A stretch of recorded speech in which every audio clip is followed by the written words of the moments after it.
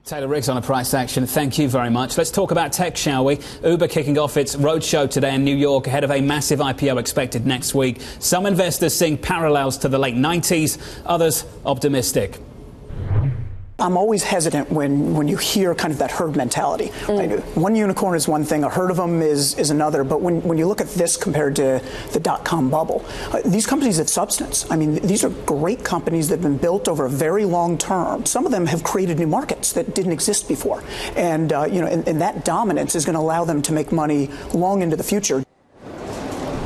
Busy week ahead, a busy week as well for Bloomberg's Romain Bostic. Hey, Romain. Hey, John. So think about this. Since that government shutdown ended, we've had 60-plus companies sort of squeeze through that door, coming onto U.S. exchanges. That's about $14 billion in worth of IPOs that we've had so far this year. And as far as the substance issue that he was just talking about 75% of those companies have had gains from their IPO prices since then. Obviously, technology leading the pack, those unicorns, Zoom, Pinterest, of course, two of the biggest IPOs, the second and third biggest IPOs, respectively. Of course, Pinterest up about 57% from its IPO price. Zoom up about 80% from its IPO price. The biggest performer, though, so far this year is, of course, African e-commerce company Jumia. That company's almost tripled so far since it's made its debut. You can see there in the medical space, Shockwave, PagerDuty also up pretty significantly since its IPO, up more than 20%. And Futu Holdings and TradeWeb, two companies on the financial side of this business,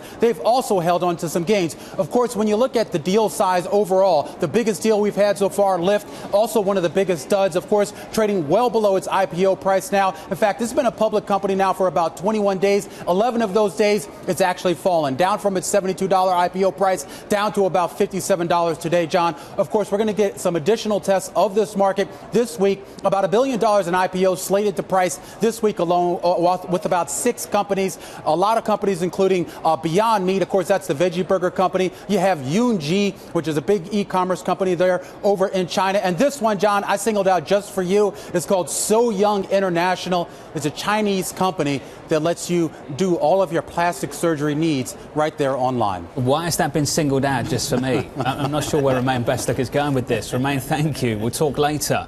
Let's hone in on a couple of these unicorns, shall we, with Santosh Rao, Manhattan Venture Partners, Head of Research, friend of this program. Great to see you, Santosh. Glad to be back. Let's talk about it. Are we seeing some subtle pushback from public markets to some of these names? No, I think the market's becoming more rational. The investors are becoming more rational. So the two key takeaways from so far are the market loves growth stocks, but they need some path to profitability.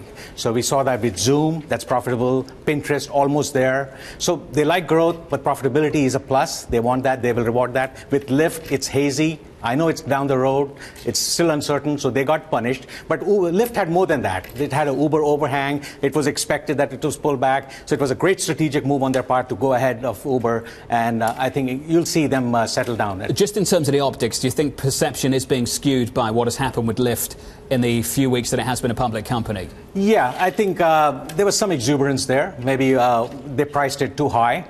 But to the extent that you believe IPO is a liquidity event, I think they did well. They raised a lot of money. The bankers did well for the company. Yes, the investors lost, but you have to be patient. I mean, IPOs are risky. I mean, and they're never priced at the intrinsic value.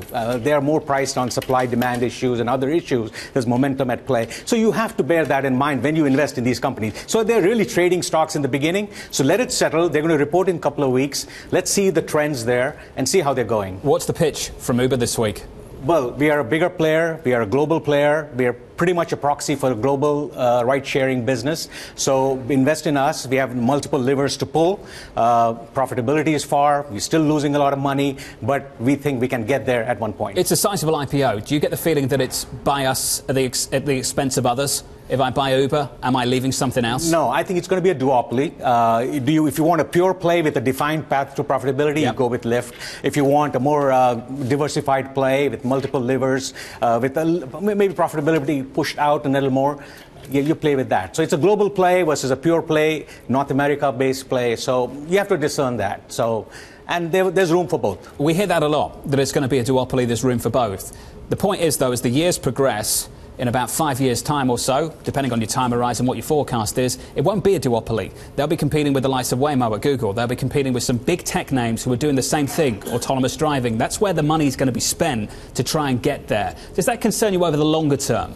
Yeah, that's way down the road. And it's not a given that Waymo is going to become a big player in this. Maybe they'll acquire Lyft, or Lyft will.